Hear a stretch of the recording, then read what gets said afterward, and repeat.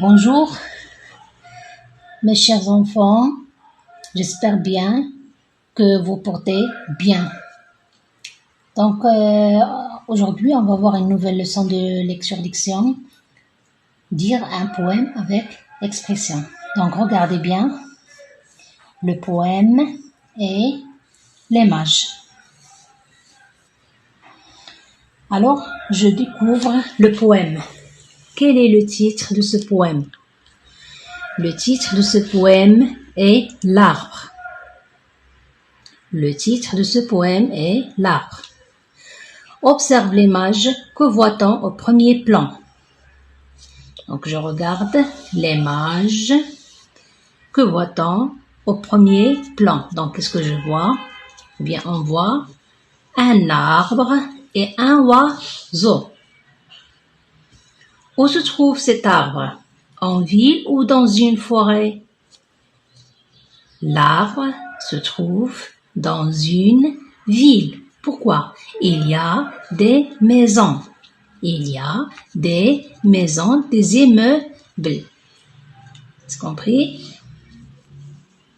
Que voit-on sur l'arbre?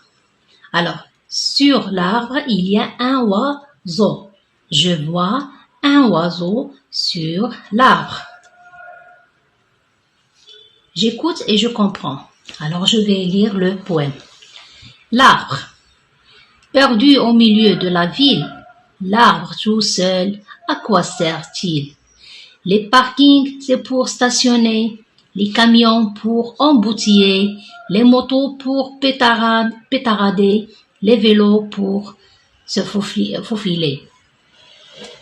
L'arbre tout seul, à quoi sert-il?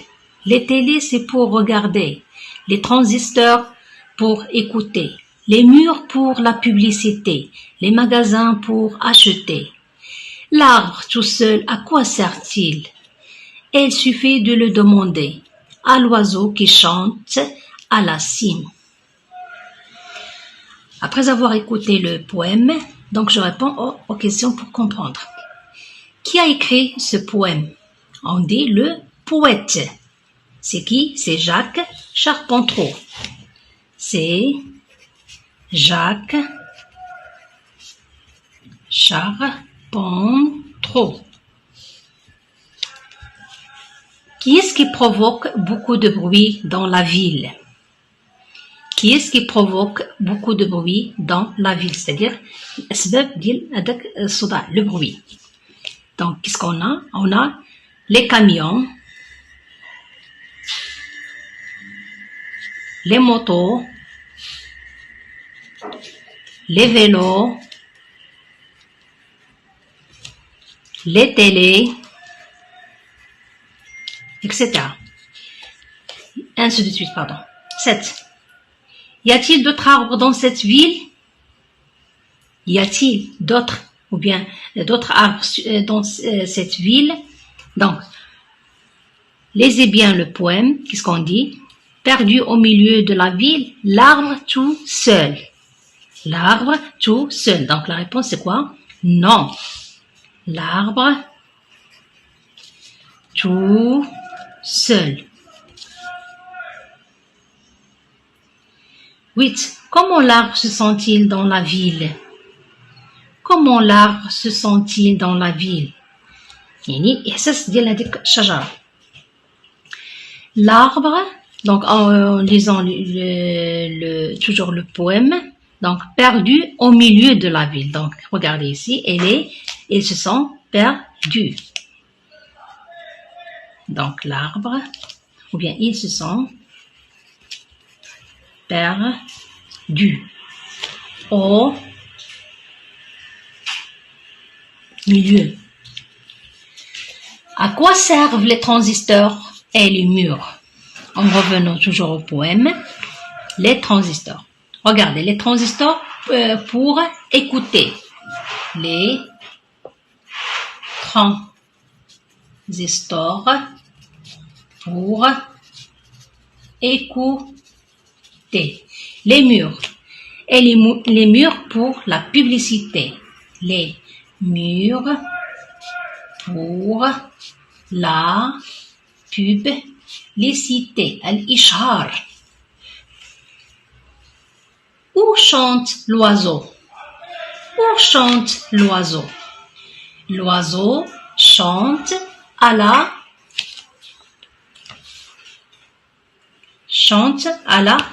cime. L'oiseau chante à la cime. Regardez. À la cime. À la cime. فوق شجرة. Il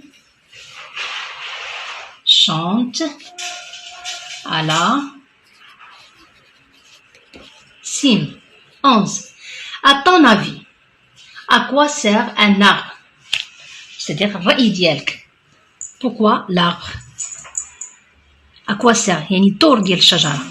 Donc, chacun de vous va me donner ou bien va trouver une réponse. Premièrement, on dit l'oxygène. L'oxygène. Quoi encore? Le charbon. Le charbon, ou le fahm. Quoi encore? L'abri. Quand il fait, par exemple, chaud, le soleil brille, ou bien la pluie tombe, les gens se cachent sous l'arbre. Donc, l'abri. Quoi encore? Il nous donne aussi le bois pour fabriquer les meubles, les bureaux, les tables, les chaises, les placards, donc tout ce qui est en bois. C'est clair? Donc, j'espère bien que vous avez bien compris la leçon. Merci.